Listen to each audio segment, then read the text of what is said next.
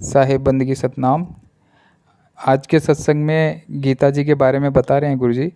गीता अध्याय 2 में जिसने भी गीता अध्याय 2 समझ लिया उसके लिए कुछ बाकी नहीं है समझना।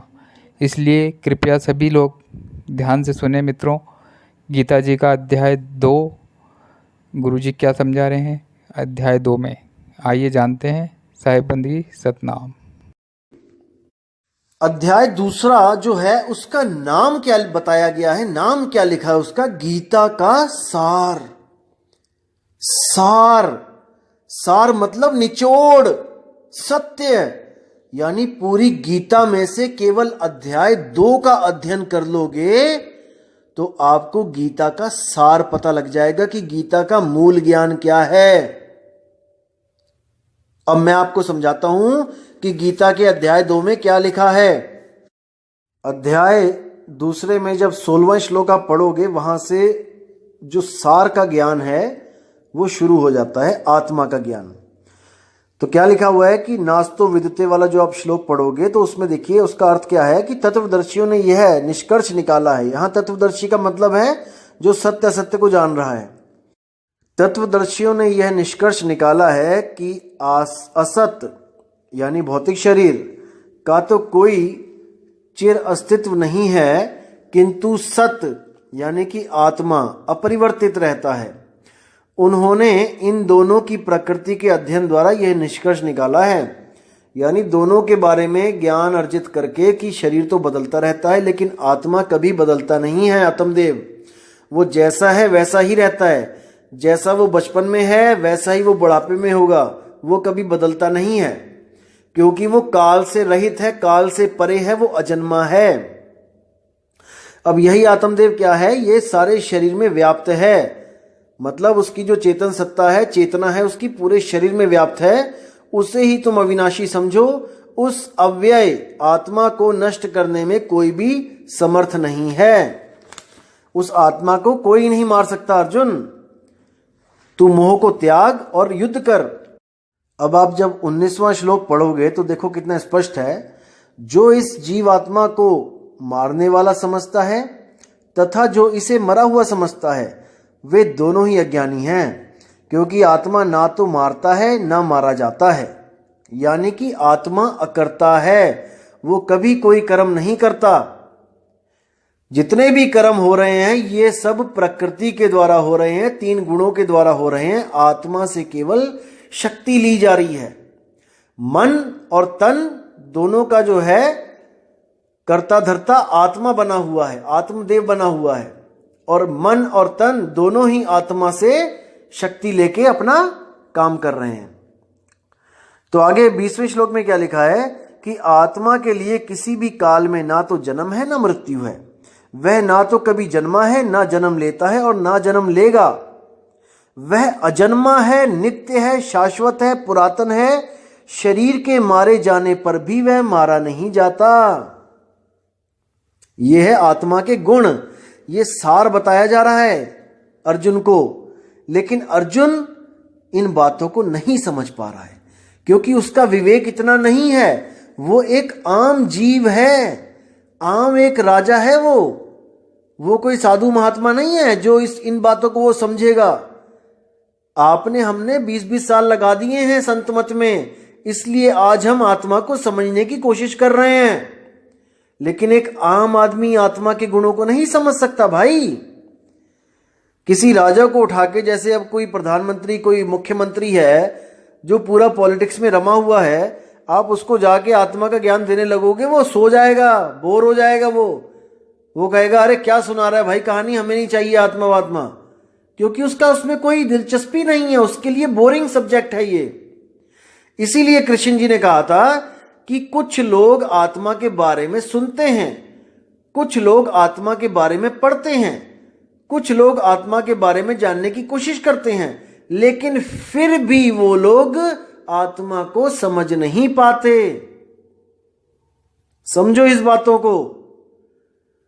तो अर्जुन भी उनमें से एक है जो आत्मा को जान ही नहीं पाया, वरना अध्याय यहीं पे खत्म हो जाते, आगे बढ़ने की जरूरत ही नहीं थी।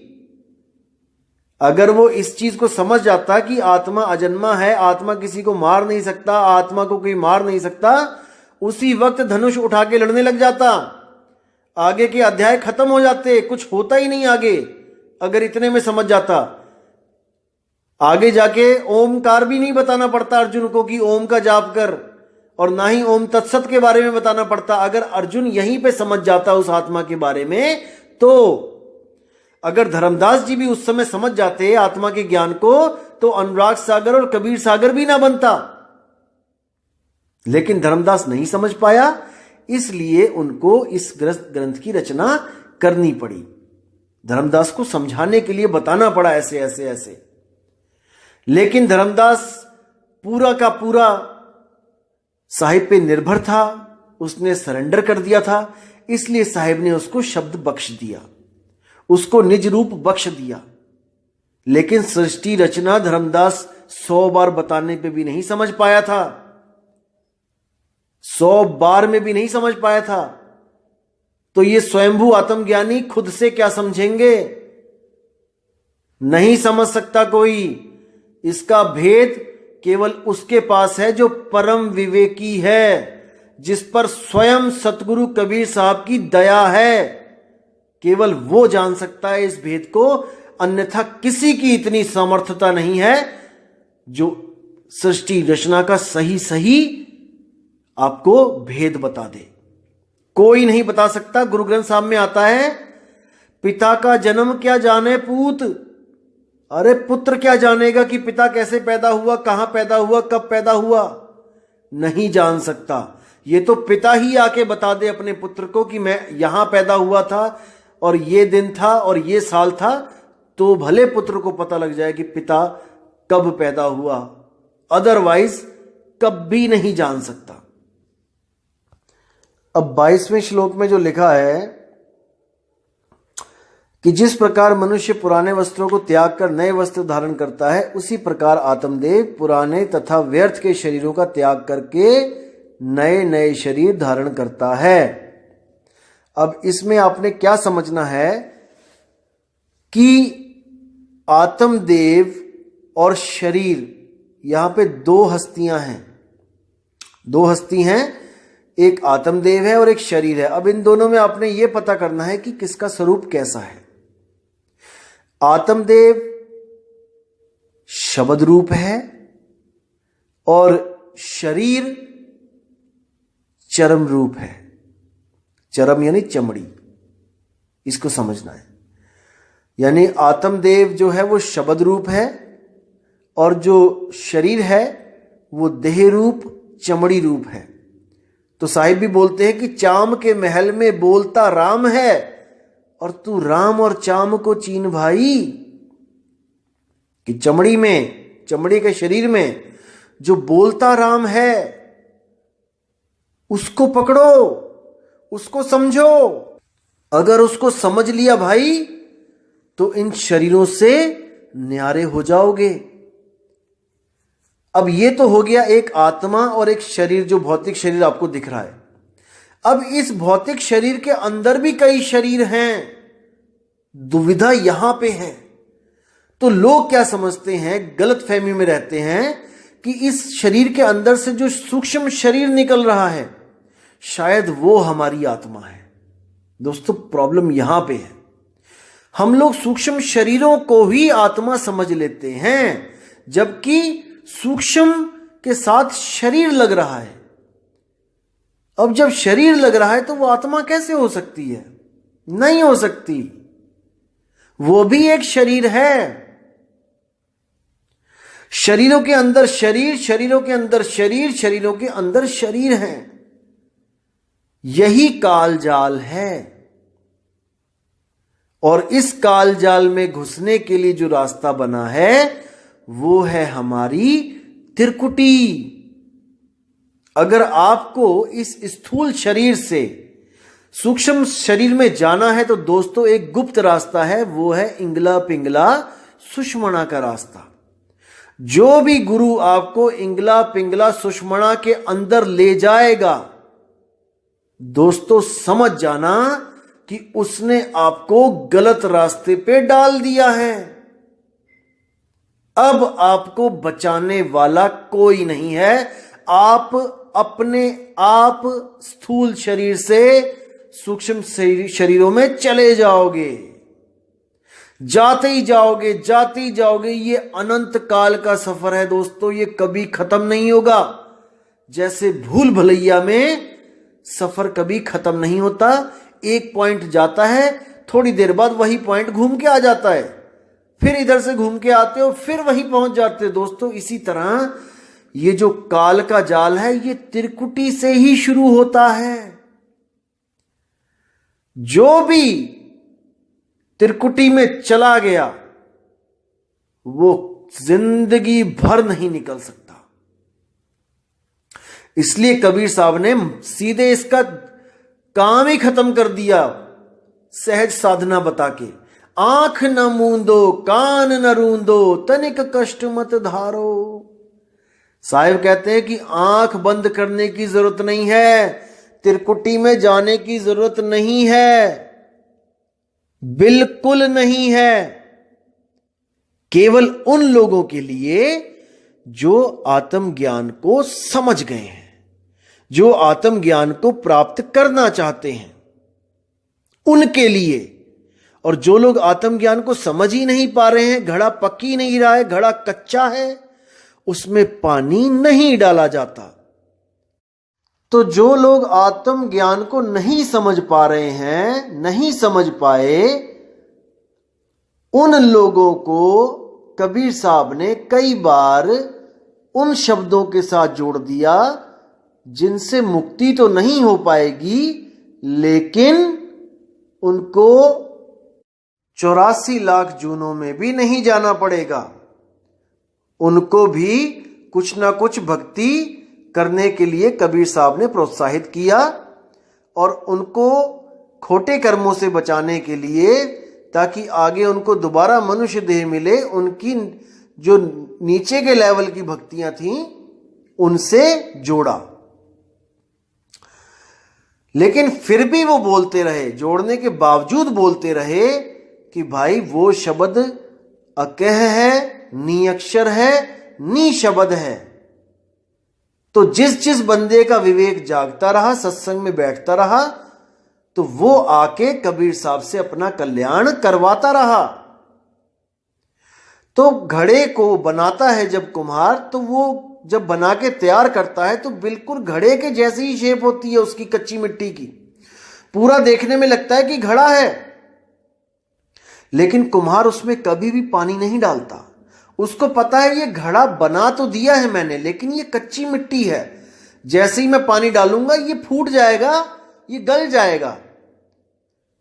इसलिए उसको पकाया जाता है, और जब वो पक के निखर के बाहर आता है अग्नि में से, तब उसमें पानी डाला जाता है।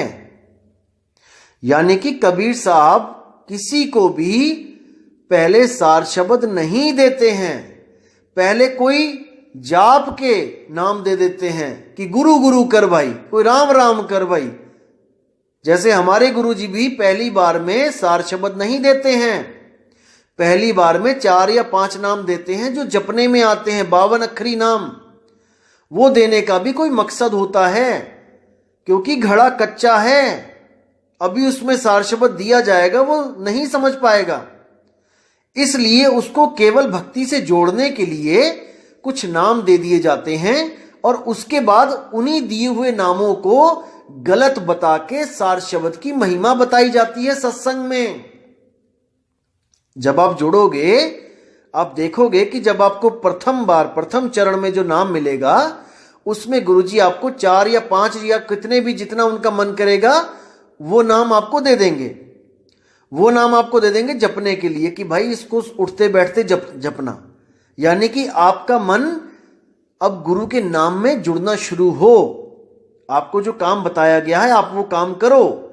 और जब आप सत्संग में बैठोगे तब गुरुजी खुद अपने मुखार बिंद से बोलेंगे कि वो नाम बोलने लिखने पढ़ने में नहीं आता।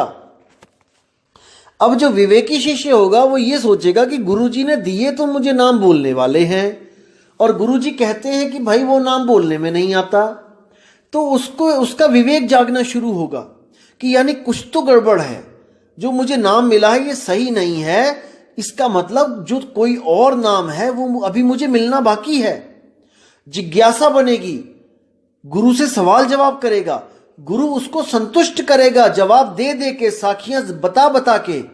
और जब उस बच्चे को इतना समझ में आ जाएगा कि वो नाम विदेह है, वो अकह है, वो अनामी है, वो निशब्द है, वो निअक्षर है, तब वो गुरु से उस नाम को लेने की अरदास करेगा, भेद जानने का अरदास करेगा। तो पहला चरण हो गया आपको जब नाम दिया बोलने वाला। दूसरा चरण हो गया आपका सत्संग, कि कितने समय तक आप सत्संग में सीख नहीं समझ नहीं जाते कि वो नाम बोला नहीं जा सकता। यह है आपका दूसरा चरण। और तीसरा चरण होता है जब आप ज्ञान को समझ जाते हो और गुरु से सार शब्द का भेद प्राप्त करते हो। इसलिए कबीर साहब ने बोला, प्रथमे शिष्य होवन जो आई, ताको पान देओ तुम भाई। जब देखो तुम दृढ़ता ज्ञाना, ताको कहो शब्द परवाना। और शब्द माही जब निश्चय आवे, ताको ज्ञान अगाध सुनावे। वो अगाध ज्ञान कब सुनाया जाएगा? जब शब्द में निश्चय आ जाएगा आपका। 101% आप इस बात को समझ जाओगे कि वो नाम अकह है, अनाम है, निअक्षर है, विदेही है। जब आप इस बात को समझ जाओगे, आपका दूसरा चरण खत्म हो गया। अब गुरु आपको वो सार शब्द वस्तु लखाएगा। एक छुड़ाए, जो पहले आपको 4-5 नाम दिए थे वो छुड़ा दे कि नहीं बेटा ये नहीं जपने हैं। एक लखाए, वो सार वस्तु, वो निज नाम, वो आपका अपना नाम, वो आपको लखाएगा। और जब आप उसको लखोगे तब आपके सारे भ्रम खत्म हो जाएंगे और आप अपने निज स्वरूप को प्राप्त करने के लिए तत्पर हो जाओगे, जुट जाओगे। और जब आपके भाव भक्ति बनेगी तब परमात्मा की पूरी दया होगी आप पे। दोस्तों, आपकी लगन और परमात्मा की दया, ये दोनों चीज चाहिए, तब जाके भक्ति पूर्ण होती है। परमात्मा दया कर रहा है, 24 घंटे कर रहा है, और आपकी लगन ही नहीं है तो बात नहीं बनेगी। आपकी लगन लगी हुई है लेकिन परमात्मा आप पर दया नहीं कर रहा है, तब भी बात नहीं बनेगी।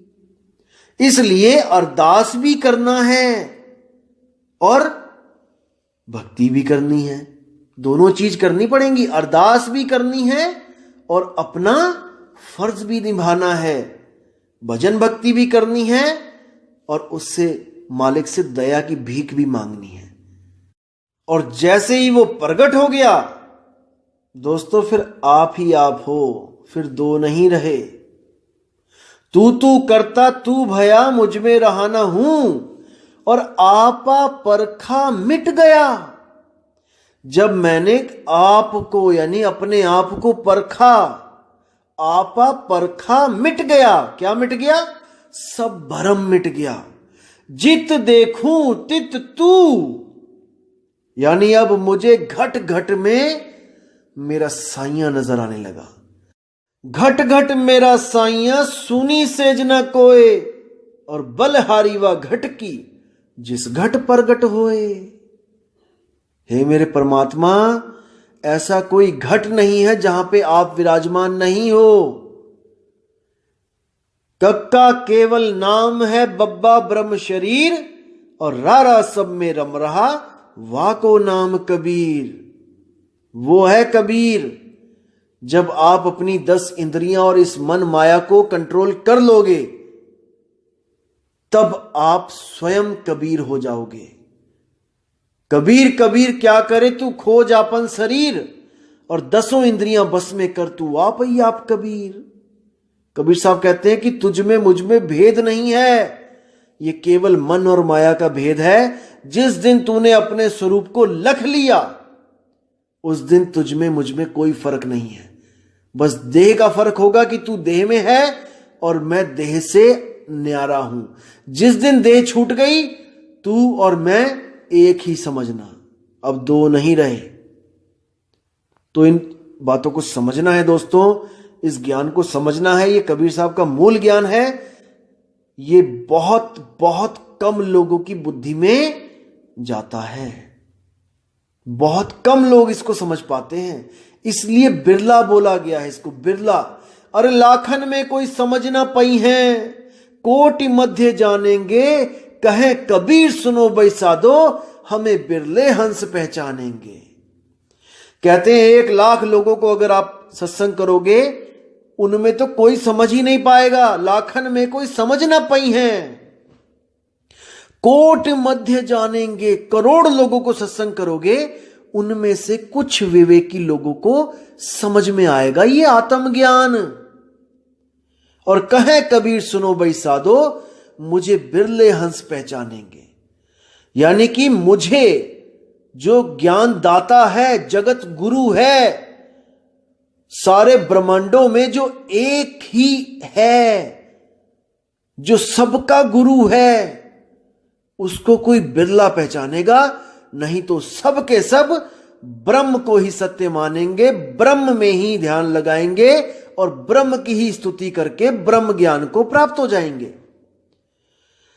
पार ब्रह्म ज्ञान तक कोई नहीं पहुंच सकता जब तक स्वयं पार ब्रह्म परमेश्वर आकर अपना भेद ना बता दे, स्वयं आकर हमें हमारा आत्मज्ञान ना दे दे। जब तक कोई नहीं जा सकता, उस पार ब्रह्म अवस्था को प्राप्त नहीं कर सकता।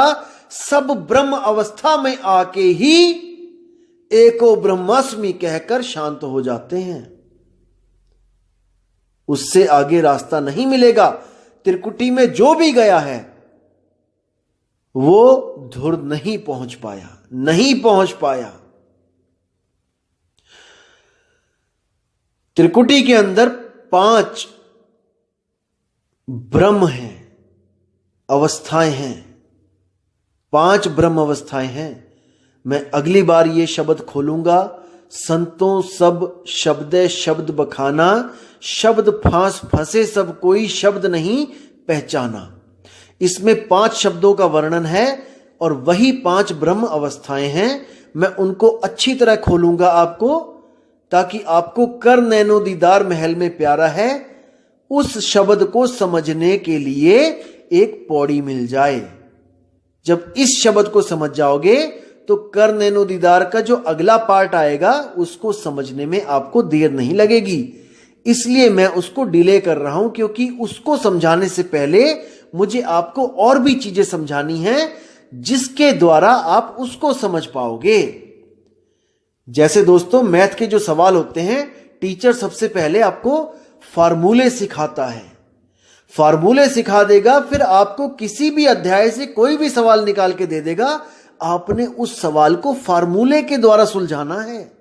अगर वो फार्मूले ना बताएगा और आपके सामने सवाल रख दे तो आप उलझ जाओगे।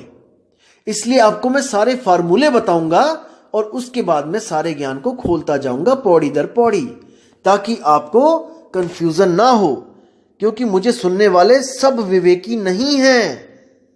मुझे पता है अगर 3000 बंदा आज जुड़ा है तो उसमें मैं केवल 2% को विवेकी मानता हूं दोस्तों, 2% मान के चलो, इससे ज्यादा विवेकी नहीं है। सुन भले रहे हैं मुझे, लेकिन 50-60 लोगों से ज्यादा कोई भी नहीं समझ पा रहा है इस ज्ञान को। गारंटी के साथ कह रहा हूं मैं, 50 भी मैंने बहुत ज्यादा बोल दिया। और ये वो लोग हैं जो पिछले जन्मों में सत्संगों में बैठे हैं, आत्मज्ञान के सत्संगों में बैठे हैं, लेकिन अपनी भक्ति पूर्ण ना कर पाने के कारण दोबारा मानुष चोले में आ गए हैं और वही ज्ञान उनको आगे दोबारा प्रकट हो रहा है, ताकि वो अपनी भक्ति को दोबारा से स्टार्ट करके पूर्ण कर सके। तो दोस्तों गीता के ज्ञान पे आते हैं। आज मैं गीता में आपको जो सार है गीता का वो बताना चाहता था। जब अर्जुन को सारा ज्ञान कृष्ण जी ने आत्मा का ज्ञान दिया, वो समझ नहीं पाया। उसका मोह भंग नहीं हुआ, वरना उसी वक्त वो धनुष बाण उठा लेता और उसके बाद तीसरा, चौथा, पांचवा, छठा से लेके आगे के अध्याय कोई बोलने की जरूरत ही नहीं थी, क्योंकि ये अध्याय बोलने का मकसद केवल उसका मोह भंग करना था, जो विराट रूप देखने के बाद उसका भंग हुआ। जब देखा उसने कि सबको मारने वाला ये काल सबको खा रहा है और यही खा रहा है, यही पैदा कर रहा है, तब जाकर उसका मोह भंग हुआ कि मैं सच में किसी को नहीं मार रहा हूं, ये तो सब इनके द्वारा मारे जा चुके हैं। तो दोस्तों, दूसरा अध्याय आत्मज्ञान के ऊपर है, पूरा इसको अच्छी तरह आपने पढ़ना है। अब मैं मुद्दे पे आता हूं कि आत्मज्ञान आखिर क्या चीज है। क्या बोला आत्मज्ञान के बारे में कृष्ण जी ने, जो ये अधूरे गुरु आपको नहीं पढ़ा रहे हैं। क्योंकि अगर इन्होंने ये दोहे, ये श्लोक आपके सामने रख दिए तो इनकी धूप अगरबत्ती की दुकानें नहीं चलेंगी, इनकी 7-7, 8-8, 10 हजार की आरतियां नहीं होंगी, लाख लाख रुपए का यज्ञ नहीं होगा। इसलिए आपको अज्ञान में रखा जाता है, ज्ञान से दूर। आपको इन अध्याय के बारे में तो बताया ही नहीं जाएगा, जो मैं आज आपको खोल के बताऊंगा दोस्तों। तो अर्जुन को आत्मा के बारे में बताते हुए कृष्ण जी ने क्या बोला कि आत्मा अखंडित है। 23वां श्लोक देखना दोस्तों, साफ कहता है कि यह आत्मा ना तो कभी किसी शस्त्र द्वारा खंड खंड किया जा सकता है, यानी काटा जा सकता है, न अग्नि द्वारा जलाया जा सकता है, न जल द्वारा भिगाया जा सकता है, वायु द्वारा न सुखाया जा सकता है। तो आपको काल भूनेगा कैसे? मुझे एक बात बता दो, काल तपत शिला पे भूनेगा कैसे? जब उसको जलाया ही नहीं जा सकता तो भूनेगा कैसे? भूनने का मतलब होता है जलने के बाद रंग बदल जाना। जैसे आप कुछ भूनते हो, भुट्टा भूनते हो, शुरू में वो पीला होता है और उसके बाद वो काला हो जाता है। तो जब आत्मा को जलाया नहीं जा सकता तो भूनेगा कैसे? दोस्तों, भूना जाता है शरीर, आत्मा नहीं भूना जाता है। फिर समझ लो अच्छी तरह, आत्मा और शरीर में आप लोग कंफ्यूज हो। सूक्ष्म शरीरों को भी जलाया जा सकता है, काटा जा सकता है। आप लोग सपने देखते हो, सपनों में क्या आता है? सूक्ष्म शरीर आते हैं, उसमें कुत्ते पीछे पड़ जाते हैं, शेर पीछे पड़ जाते हैं, आपकी गर्दन कट जाती है, आपके हाथ कट जाते हैं, बहुत कुछ होता है। लेकिन वो भी सूक्ष्म शरीर है जो आत्मा के द्वारा ही चलाया जा रहा है। अगर आपने आत्मा को जान लिया तो सब तरह के शरीरों से मुक्ति हो जाती है। इसको समझो। अगर आत्म ज्ञान में आ गए फिर किसी भी शरीर में नहीं जाना। देह छोड़ते हुए अगर आपके शरीर से सूक्ष्म शरीर निकल गया तो दोस्तों आप 100% किसी भी गर्भ में जाओगे ही जाओगे, कोई नहीं रोक सकता आपको। इसलिए कबीर साहब कहते हैं कि अपने आप को पहचान ले, तू एक आत्मा है। और जब तू अपने आप को पहचान लेगा तो इस शरीरों को, इन सारे शरीरों को कपड़े की तरह उतार देगा। शरीरों में से कुछ नहीं निकलेगा, कुछ निकालना ही नहीं है। अरे ना कहीं आना ना कहीं जाना, आपे में आप समाना। अगर सूक्ष्म शरीर निकलेगा तो वो कहीं जाएगा, और अगर वो कहीं जाएगा तो इसका मतलब आप अभी सत्य को नहीं प्राप्त कर पाए हो, आप तो आने जाने में लगे हो। इसीलिए नामदेव जी ने बोला है कि ना कहीं गया ना आया, साफ बोल दिया उन्होंने। क्योंकि उन्हें घर बैठे, अपने घर बैठे बैठे आत्म स्वरूप मिल चुका था। उनकी सुरती आत्मा में रमी हुई थी, अकाल में रमी हुई थी। वो सब शरीरों से न्यारे हो चुके थे। तो इसी में जब अर्जुन को बताया गया कि आत्मा अखंडित है, अघुलनशील है, उसको ना तो कोई जला सकता है ना कोई उसको सुखा सकता है, बहुत कुछ बताया, लेकिन अर्जुन का मोह भंग नहीं हुआ। अब उसको लानतें भी दी गई कि तू अगर ऐसे नहीं लड़ेगा तो लोग कहेंगे कि ये तो कायर है, ये डर गया, ये बेकार है, ये कलंक है राजपूतों पे, क्षत्रियों पे, बहुत कुछ बोला। दोस्तों फिर भी उसका मोह भंग नहीं हुआ। फिर भी वो लगा रहा, मेरे दादा है, मेरा चाचा है, मेरा मामा है। तब दोस्तों दूसरा अध्याय खत्म हो गया, यानी कि अब अर्जुन को सार नहीं समझ में आया, चैप्टर क्लोज। अब उन्होंने आगे भक्ति के बारे में बताया कि अगर आत्मा की भक्ति की जाए तो क्या होता है।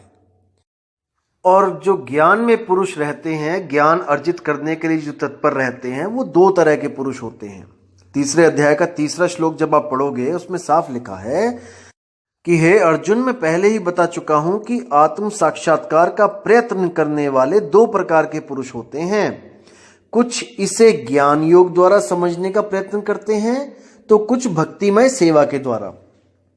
अब इन दोनों के सार को समझना है दोस्तों, क्या होते हैं ये दोनों प्रकार के जो भगत होते हैं। एक समझते हैं ज्ञान योग से, जो ज्ञानी पुरुष हैं, जो विवेकी लोग हैं, वो तो सीधे सत्य को पकड़ लेते हैं। वो तो इतने विवेकी होते हैं कि आत्मा के ज्ञान को एकदम जच जाता है उनके मन को, और वो आत्म ज्ञान में रम जाते हैं। और जो दूसरे होते हैं वो होते हैं अविवेकी, जिनकी बुद्धि बालक के समान होती है।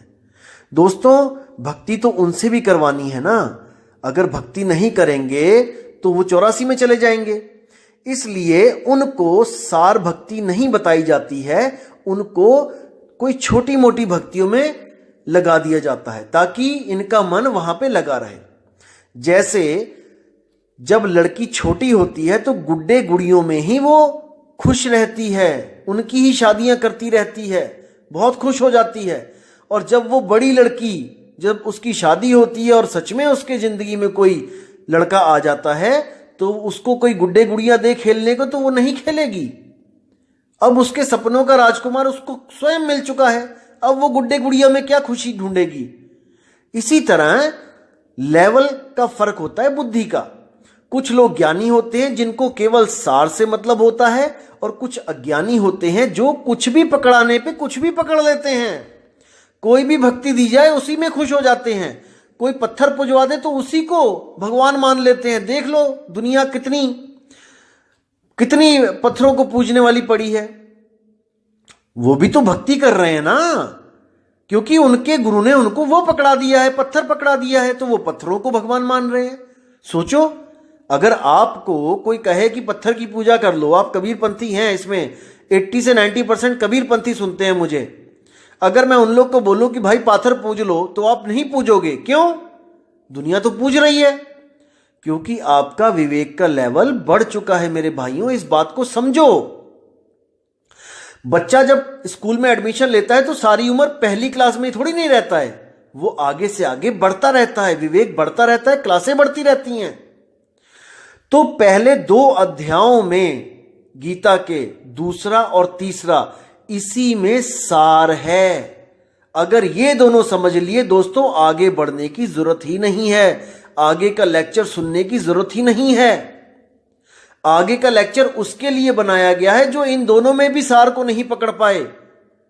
जब अर्जुन दोनों अध्यायों में भी नहीं समझ पाया तो अर्जुन को कहीं तो लगाना था ना। अर्जुन सबसे प्रिय था कृष्ण जी का, उसको 84 में थोड़ी नहीं ढकेलना था। इसलिए उसको आगे से आगे और लो लेवल का ज्ञान देते चले गए कि कुछ तो समझेगा ये। तो आगे जाके जब विराट रूप दिखाया, जब किसी ज्ञान को भी नहीं समझ पाया तो विराट रूप दिखाना पड़ा, विराट रूप दिखाया, तब जाके उसका मोह भंग हुआ। तो इसको समझो दोस्तों, अध्याय तीसरे में दोनों प्रकार के पुरुषों का जिक्र कर दिया गया है कि एक तो ज्ञानी पुरुष होते हैं, अज्ञानी पुरुष होते हैं। जो ज्ञानी पुरुष होते हैं वो क्या करते हैं, वो केवल और केवल आत्मा को जानते हैं, केवल आत्मा को। आप तीसरे अध्याय का 17वां श्लोक पढ़िए, क्या लिखा है।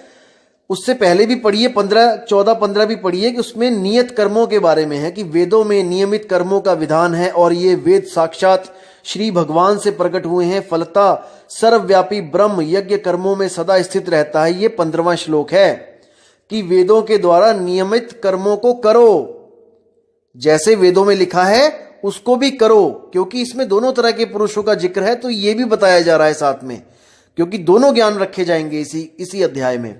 तो लेकिन ये हो गया नियमित कर्म, जो वेदों के द्वारा यज्ञ करो, जप करो, मंत्र करो, माला फेरो, जो मर्जी करो वेदों के द्वारा। और एक है आत्मज्ञान, वो है 17वां श्लोक। उसमें क्या है कि किंतु जो व्यक्ति आत्मा में ही आनंद लेता है तथा जिसका जीवन आत्म साक्षात्कार युक्त है और जो अपने में ही यानी कि आत्मा में ही पूर्णतया संतुष्ट रहता है, उसके लिए कुछ करणीय कर्तव्य नहीं होता। बिल्कुल स्पष्ट। यानी कि जो आत्मा में रम गया उसके लिए जोत अगरबत्ती, धूप अगरबत्ती, यज्ञ, पूजा, माला फेरना सब खत्म, सब कुछ खत्म, कुछ नहीं करना, कुछ भी नहीं करना, वो सब कर्म कांड में आ जाता है और आत्मज्ञान कर्म कांड से न्यारा है। तीसरे अध्याय का 17वां और 18वां श्लोक पढ़ लेना। ये पूरी गीता का सार है, आत्मज्ञान का सार है। अगर इन दोनों श्लोकों को आपने समझ लिया दोस्तों, पूरी गीता पढ़ने की जरूरत नहीं पड़ेगी, साइड में उठा के रख देना। केवल 2 श्लोक समझ लो। अगर इन 2 श्लोकों को आप समझ गए तो मान के चलो कि 99% आप कबीर साहब का ज्ञान समझ गए। अब केवल 1% रहता है, वो है आत्मा का भेद जो गीता में नहीं है। बस गीता को 99% मान के चलो और कबीर साहब के ज्ञान को 100% मान के चलो, तब बात 100% बनेगी। अब देखो 17वें अध्याय में कह दिया कि जो व्यक्ति आत्मा में ही आनंद लेता है, आत्मा में ही संतुष्ट है, उसके लिए कुछ करणीय कर्तव्य नहीं होता। अब जो अगला श्लोक है 18वां, उस श्लोक का जो सार है वो क्या है? गुरु न चेला रहूं अकेला। यही इस श्लोक का सार है। देखिए क्या लिखा है कि स्वरूप सिद्ध व्यक्ति, जो स्वरूप सिद्ध है यानी जिसको आत्मज्ञान हो गया है, स्वरूप सिद्ध व्यक्ति के लिए ना तो अपने नियत कर्मों को करने की आवश्यकता रह जाती है। नियत कर्म क्या होते हैं? जो वेदों में लिखा गया है, जो पुराणों में लिखा गया है। आप 15वां श्लोक देख लेना इसी अध्याय का, उसमें साफ लिखा है कि जो भी वेदों में नियमित कर्मों का विधान है वो श्री साक्षात भगवान द्वारा बोले गए हैं, लेकिन उनको भी करने का कोई प्रयोजन नहीं रह जाता। वो कर्म भी करने जरूरी नहीं रह जाते, उनको भी त्याग दो। कोई ओम नहीं, कोई ओम तत्सत नहीं, कोई मूर्ति पूजा नहीं, कोई माला नहीं फेरनी, 108 माला फेरते हैं, कोई घी के दिए नहीं जलाने, कोई यज्ञ नहीं करना, केवल आत्म सत्ता में रमण करना है। कितना स्पष्ट है, क्या लिखा है? स्वरूप सिद्ध व्यक्ति के लिए ना तो अपने नियत कर्मों को करने की आवश्यकता रह जाती है, ना ऐसा कर्म करने का कोई कारण रह जाता है। कोई कारण ही नहीं बचा कि मुझे ये सब कर्म करने पड़े। उसे किसी अन्य जीव पर निर्भर रहने की आवश्यकता भी नहीं रह जाती है। कितना स्पष्ट कर दिया कि अब आपको जब आत्म स्वरूप को प्राप्त हो जाते हो, उसके बाद आप किसी भी प्रकार की मदद की जरूरत नहीं रह जाती किसी जीव से। कोई कहे कि गुरुजी आपके साथ जाएंगे, नहीं जाएंगे। कोई कहे गुरुजी काल के सिर पे पैर रखवाएंगे, वहां जाके नहीं रखवाएंगे। कोई कहे गुरुजी आपको काल से बचाएंगे, नहीं बचाएंगे, क्योंकि आप स्वयं मुक्त हो चुके हो। आप स्वयं उस अवस्था को प्राप्त कर चुके हो जहां पर काल आपके सामने खुद माथा टेकेगा। समझो इस बात को दोस्तों, आत्मज्ञानी के सामने काल नहीं टिक सकता।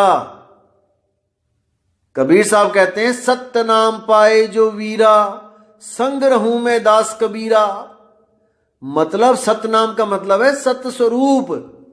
जो सत्य स्वरूप को पा गया वो स्वयं मैं ही बन जाता हूं, वो मैं ही हूं। इसीलिए संग रहूं मैं दास कबीरा। मैं ही जब वो हो गया तो काल आगे तो माथा तो टेकेगा ही। राम कबीरा एक भय हैं, कोई ना सके पछाणी। आत्म स्वरूप में रमते ही आपका और परमात्मा का स्वरूप एक सा हो जाता है। अब काल ने कुछ नहीं करना, वो तो माथा टेक के कहेगा मालिक आपको कौन, आपका क्या बिगाड़ू मैं। जैसे आपने देखा था गडरिये ने जब शेर को पकड़ लिया तब तक ही डंडे मार रहा था जब तक वो उसका स्वरूप नहीं प्राप्त कर लिया था शेर ने अपना।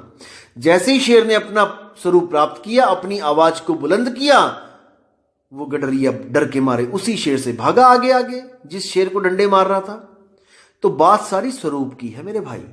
स्वरूप को प्रकट करोगे, अपने स्वरूप को पाओगे तो अपने मन से विजय पाओगे, नहीं तो ये मन बहुत बहुत ज्यादा परेशान करने वाला है सबको, A to Z सबको। अभी नहीं समझ में आ रहा दोस्तों, जब कोई बीमारी लग जाएगी तब एक एक आदमी को समझ में आएगा कि इस शरीर को छोड़ने से पहले काश कोई मैंने पक्का घर ढूंढ लिया होता जहां मुझे ठिकाना मिलता। इसलिए विवेक करो, विचार करो, अभी समय है मेरे भाइयों, अभी समय है।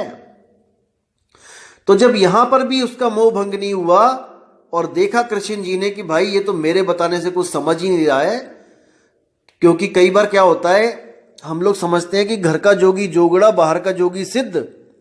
घर का बंदा कुछ बताए आपको ज्ञान की बात तो आप कहते हो अरे चल तू क्या बताएगा मुझे, और वही बात जब कोई बाहर से कोई चोला पहन के आ जाता है, बाबा बताता है, तो ऐसा लगता है आहा हा बाबा जी ने क्या ज्ञान दिया है, अमृत ही घोल दिया कानों में। तो जब अर्जुन को देखा कि भाई ये मेरी बात नहीं मान रहा है, शायद मुझे अपना मित्र ही समझ रहा है, इसलिए तो चौथे अध्याय में, तीसरे के बाद जो चौथा अध्याय आता है उसमें उसको अर्जुन को बोला कि तू ऐसा कर भाई कि किसी गुरु के पास चला जा, मैं तो तेरा मोह भंग नहीं कर पा रहा हूं, लेकिन किसी गुरु के पास जाकर ये ज्ञान समझना, इसी ज्ञान को, आत्म ज्ञान को उस गुरु से समझना जिसने अपने स्वरूप को प्राप्त कर लिया हो। आप चौथे अध्याय का 34वां श्लोक देखोगे तो उसमें साफ लिखा है कि तुम गुरु के पास जाकर सत्य को जानने का प्रयास करो। सत्य क्या है? आत्मा ही सत्य है, बाकी सब कुछ असत्य है। आत्म ज्ञान बिना सब झूठा, क्या काबा क्या काशी, अरे जल में बीन प्यासी, मुझे देखत आवे हासी। तो कहते हैं उनसे विनीत होकर, यानी कि निम्न पद में आकर, उनको अपना गुरु मानकर और खुद उनके दासों के दास बनकर उनसे विनीत होकर जिज्ञासा करो, उनसे मांगो, सत्य को मांगो और उनकी सेवा करो। सेवा जरूरी है मेरे भाई, सेवा जरूरी है। कुछ पाखंडी लोग, कुछ स्वयंभू आत्मज्ञानी लोग आपको विमुख करेंगे गुरुओं से कि गुरु की सेवा करने की जरूरत नहीं है, गुरु के पैर दबाने की जरूरत नहीं है, गुरु के पास कुछ दान पुण्य करने की जरूरत नहीं है, कोई पैसे देने की जरूरत नहीं है, कुछ करने की जरूरत नहीं है। मेरे भाई, जब तक तुम सेवा नहीं करोगे गुरु की, तुम्हारा अहंकार खत्म नहीं हो सकता। कुछ लोग कहते हैं कि पैसे देने जरूरी हैं। दोस्तों, मैं मानता हूं कि पैसे की सेवा सबसे निचली सेवा है, निम्न सेवा है, क्योंकि ना तो आपका शरीर थका, ना ही आपका मन थका, बल्कि पैसा देकर आपका मन और चौड़ा हो गया कि मैंने पैसा दिया इतना, मेरा नाम लिखवा दिया जाए, पंखों पे मेरा नाम लिखा दिया जाए। दान देने की बात कर रहा हूं मैं। लोग दान देते कम है और अपना नाम ज्यादा करवा लेते हैं। अखबार में नाम छपवाएंगे, कम से कम 1200 रुपए लगेगा, और दोस्तों 500 रुपए का पंखा देके उसके तीनों पर पे नाम लिखवा लेंगे और आती जाती दुनिया उसको देखेगी। 500 में नाम छप गया। अखबार में छपवाना हो 1200 से कम नहीं लगते हैं। सस्ते में बढ़िया नाम प्रचार कर दिया अपने नाम का। दोस्तों, यही अहंकार है। जब आप तन की सेवा करते हैं तो तन थकता है, तो आपके कर्म कटते हैं। जो आपके तन को कर्म काटने के लिए परेशान होना था, आपने वही कर्म अपने काट लिए गुरु की सेवा करके, अपने तन को थका के। आपका मन जो आपको पता नहीं कहां कहां पे छित्र पड़वाता गलत काम करके, अब आपने उस मन को गुरु के चरणों में लगा लिया। अब आपका मन एकाग्र होकर भक्ति करेगा, आप फालतू के चक्करों से बच जाओगे। और जो आपका धन जो आप गलत जगह पे लगा देते, कोई शराबों में लगा देता, कोई कबाबों में लगा देता, कोई अलग अलग गलत जगहों पे जुए में लगा देता। अब वही धन अगर आपका गुरु की सेवा में जा रहा है और गुरु अपने लिए नहीं लेगा, गुरु उसी धन के भंडारे कर देगा, गुरु उसी धन से आने वाली संगत के लिए कोई छत बना देगा, कोई पानी की व्यवस्था कर देगा, कोई भोजन भंडारा कर देगा, तो आपका वो धन गुरु की सेवा में भी लगा और आपको पुण्य भी प्राप्त हुआ। हालांकि पुण्य आपने ये सोच के नहीं गुरु को देना है कुछ भी कि मुझे इसका रिवर्स चाहिए, मुझे इसका कुछ, इसके बदले मुझे कुछ चाहिए, नहीं। हमने वो अपनी एक हाथ से दिया श्रद्धा से और दूसरे हाथ को खबर नहीं होनी चाहिए। किसी भी नाम के चक्कर में नहीं पड़ना है कि मेरा नाम हो, नहीं। नाम हो गया तो आपको बदला अभी मिल गया, उसका कर्म नहीं कटे आपके, वाहवाही मिल गई, बात खत्म है। लेकिन अगर आपने गुप्त तरीके से दिया है दोस्तों, तो आप जानते हो और परमात्मा जानता है, बस तीसरे को बताने की जरूरत नहीं है।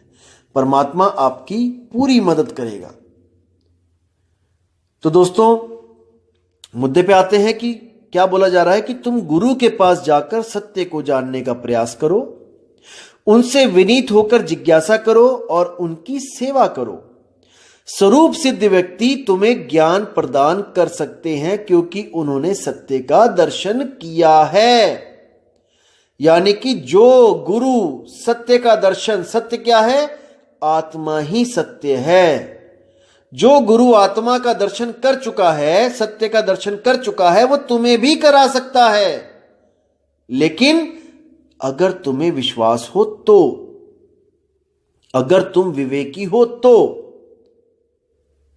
तो ये है उन विवेकी लोगों के लिए आत्मज्ञान जिनको केवल दूध चाहिए, पानी नहीं। समझना दोस्तों, जिनको केवल सार चाहिए, असार नहीं। तो अगले श्लोक में क्या बोलते हैं कि स्वरूप सिद्ध व्यक्ति से वास्तविक ज्ञान प्राप्त कर चुकने पर तुम पुनः कभी ऐसे मोह को प्राप्त नहीं होगे, क्योंकि इस ज्ञान के द्वारा तुम देख सकोगे कि सभी जीव परमात्मा के अंश स्वरूप हैं, अर्थात वह सब मेरे हैं। अब यहां पर भाव कुछ और है, कहा कुछ और जा रहा है, कोई बात नहीं, हम भाव को पकड़ेंगे कि जब आपको आत्मज्ञान हो जाएगा तब आप भ्रमित नहीं होगे कि कोई परमात्मा है जो किसी लोक में बैठा है, नहीं। आप देख सकोगे कि सभी जीव में आत्मा रमण कर रही है, सभी जीवों में आत्म तत्व है। यानी घट घट मेरा साइया और सूनी सेज न कोय। तब आपको यह ज्ञान हो जाएगा कि घट घट में साहिब कबीर बैठे हैं आत्म स्वरूप के रूप में। कबीर केवल नाम बोलने के लिए बोल रहा हूं मैं, इसका मतलब यह मत समझना कि टोपी वाले कबीर बैठे हैं। कबीर का मतलब है आत्मदेव, सोहम। घट घट में सोहम विराजमान है। अब सोहम ऊपर और है, सत सुकृतिक नाम। वो कौन है? जो इस ज्ञान को देने आता है इस दुनिया में, वो है सत सुकृत। सोहम यानी आत्मा, वो घट घट में है, और जो परमात्मा है वो घटों से न्यारा है, यानी शरीरों से न्यारा है। वो ज्ञान देने आता है कि तुम भी घट से न्यारे हो जाओ, इस शरीर से न्यारे हो जाओ, विदेही हो जाओ, देह को त्यागो, विदेही हो जाओ और मेरी अवस्था को प्राप्त कर लो। बिल्कुल सिंपल। तो ये मूल ज्ञान है, और जिन लोगों को यह ज्ञान नहीं समझ में आता, उन लोगों को 84 से बचाने के लिए क्या ज्ञान दिया जाता है कि भाई ओम का जाप कर लो, ब्रह्म ज्ञान तक पहुंच जाओ, उसके बाद फिर आ जाना चोले में, या फिर तुम कोई माला फेरने लग जाओ, या फिर तुम नाक की कुंडली पे ध्यान करने लग जाओ, या फिर तुम माथे में ध्यान करने लग जाओ, त्रिकुटी पे ध्यान लगाना शुरू कर दो, ज्योति देख लो, अनहद नाद सुन लो कानों में उंगलियां डाल के, या फिर तुम श्वासों में उस श्वासों से जाप करना शुरू कर दो, सोहंग सोहंग सोहंग, ओम सोहंग ओम सोहंग, ओम सोहम सत्य कबीर, ओम सोहम सत्य कबीर, कुछ भी करने लग जाओ। तो कहने का मतलब यही है कि सार सार तो गही रहे, थोथा दे उड़ाए। जो विवेकी होगा वो सार को ग्रहण करेगा, थोथा नहीं ग्रहण करेगा। लेकिन दुनिया में नजर मार के देखो, इतने लोग सार को ग्रहण नहीं कर रहे हैं जितना थोथा ग्रहण कर रहे हैं। लेकिन कुछ तो कर रहे हैं ना भाई, वो भी कुछ तो करवाया जाएगा। जैसे आपने एंट्रेंस एग्जाम दे दिया एमबीबीएस का, बच्चे देते हैं, बायो के स्टूडेंट्स देते हैं, तो भाई अगर 100 सीटें हैं तो 1000 बच्चा है एडमिशन लेने के लिए जो बैठा है, और एमबीबीएस की 100 सीटें हैं तो 100 को ही मिलेगा ना वो ज्ञान। 101 थोड़ी नहीं चले जाएंगे, उसमें सारे थोड़ी नहीं चले जाएंगे। लेकिन जो 100 के अलावा हैं वो भाई, उनको किसी को बीएएमएस मिल जाएगा, किसी को बीएचएमएस मिल जाएगा, किसी को बीयूएमएस मिल जाएगा, किसी को डेंटल मिल जाएगा। तो कहने का मतलब एमबीबीएस सबको नहीं मिलेगा, लेकिन कुछ ना कुछ तो करना है ना भाई, या कुछ भी नहीं करना है। इसी तरह जितना भी ज्ञान इसमें बोला गया है कि ओम तत्सत, यानी कि दूसरे और तीसरे अध्याय के बाद जो कुछ बोला गया है, कुछ भी बोला गया है, वो सब असार है। सार शुरू शुरू में बता दिया गया है दूसरे और तीसरे अध्याय में, इसी में से निचोड़ निकाल लो आत्मज्ञान चाहिए तो। नहीं तो उसके बाद जितना भी बताया गया है वो योग बताया गया है, ध्यान विधियां बताई गई हैं कि नाक की कुंडली पे ध्यान लगा लो, त्रिकुटी में ध्यान लगा लो, ओम का मंत्र जप लो, ओम तत्सत कर लो। वो सब असार है दोस्तों। अब आपने विवेक करना है कि सार पकड़ना है कि असार पकड़ना है, ये आपकी मर्जी है। सतगुरु ऐसा चाहिए जैसा सूप सुहाए, सार सार तो गही रहे और थोथा दे उड़ाए। अब आप देख लो कि आपने थोथा पकड़ना है या सार पकड़ना है। मैंने तो आपके सामने विवेक रख दिया है, अब आपकी मर्जी है, क्योंकि आपका जीव है। आप देखो कि अपने जीव को कहां भेजना है। जन्म मरण में भेजना है तो ओम तत्सत पे आ जाओ, और अगर सार को पकड़ना है, मोक्ष प्राप्त करना है, तो तीसरे अध्याय का 17वां और 18वां श्लोक अच्छी तरह कंठस्थ कर लो और अपने जीवन में उसको उतार लो। सिंपल सी बात है, सब कुछ आपके सामने है। तो दोस्तों, सत्संग कुछ ज्यादा लंबा हो गया है, तो मैं गीता का ज्ञान आपको पूरा बताऊंगा, क्योंकि कई लोग भ्रमित हो जाते हैं कि गीता में तो बहुत कुछ लिखा है। मैं गीता की एक एक श्लोक आपको बता सकता हूं कि क्या भाव है उसका। देखो दोस्तों, इन बातों को समझना पड़ेगा कि गीता क्या कहना चाह रही है। देखो, अक्षरों को पकड़ते हैं सब, भावों को नहीं पकड़ते। एक एक चीज आपको, एक एक श्लोक ऐसे क्लियर कर दूंगा जिसको समझ के 1% भी आपके दिमाग में दुविधा नहीं आएगी। दोस्तों, बिल्कुल क्लियर हो जाएगा। एक एक श्लोक, एक एक श्लोक ऐसा दिमाग में आपके फिट हो जाएगा कि आपको कोई भ्रमित नहीं कर पाएगा गीता का नाम लेके कि गीता में ये लिखा है, गीता में वो लिखा है। यकीन करना दोस्तों, इतना समर्थ है कि एक एक श्लोक ऐसे कंठस्थ करवा दूंगा उनके सार के साथ कि आपसे कोई ज्ञान चर्चा सपने में भी नहीं कर पाएगा। लेकिन मैं चाहता हूं कि आप केवल सत्य को पकड़ो, क्योंकि सार सार गहे रहो, थोथा दे उड़ाए। हमने थोथे में टाइम वेस्ट नहीं करना है, क्योंकि सांस हमारी एक एक कम हो रही है। इसलिए हमने जल्दी से जल्दी अपना कल्याण करवाना है, आत्मज्ञान में आ जाना है। दोस्तों, आत्मज्ञान से बड़ा कोई ज्ञान नहीं है, कोई ज्ञान नहीं है। इसको समझ जाओ, आत्मज्ञान ही निज नाम है। निज नाम यानी मेरा नाम, मेरा ज्ञान। मैं कौन हूं? मैं एक आत्मा हूं, लेकिन मैं मन और माया के चक्कर में भ्रमित हो गया हूं, इसलिए खुद को नहीं पहचान पा रहा हूं। लेकिन सतगुरु बड़े दयाल हैं, भेद दिया बतलाए, कोटि जन्म का पंथ था, पल में दिया पहुंचाए। ये ओम तत्सत युगों युगों से होता आ रहा है। ये ब्राह्मण लोग ओम तत्सत करते ही आ रहे हैं, लेकिन मोक्ष नहीं मिल रहा, मुक्ति नहीं मिल रही है। मुक्ति केवल और केवल आत्म ज्ञान से मिलेगी दोस्तों। तो दोस्तों इसी के साथ मैं अब आपसे विदा लेता हूं और आपसे बहुत जल्दी मुलाकात होगी। और मुझे पूरी उम्मीद है कि आप इस ऑडियो से बहुत ज्यादा विवेकी हो जाओगे और गीता का सार क्या है वो भी समझ जाओगे। तो दोस्तों बहुत जल्दी मिलेंगे आपसे, तब तक के लिए मुझे आज्ञा दीजिए। और मालिक से मैं दुआ करूंगा कि आपके विवेक में इतनी बढ़ोतरी होए, इतनी बढ़ोतरी होए कि कोई आपके सामने टिक ना पाए। कौन? जो अपने आप को विवेकी समझते हैं और गीता और वेदों के प्रमाण ले लेके लोगों को भ्रमित करते हैं, आपके सामने टिक नहीं सकते। अगर आप तीसरे अध्याय का 17वां और 18वां श्लोक खोल के उनको दिखा दो तो। और ये दिखाना आपने ही है दोस्तों, मैंने नहीं, मैंने तो दिखा दिया जो दिखाना था। अब काम आपका है कि सत्य को पकड़ना है कि असत्य को पकड़ना है। तो ठीक है दोस्तों, अब विदा चाहता हूं मैं। जय गुरु बंदी छोड़ वैराग साहिब जी, जय गुरु बंदी छोड़ मदन साहिब जी, जय जय बंदी छोड़ सतगुरु सत्य कबीर साहिब की सदा ही जय हो। साहिब बंदगी।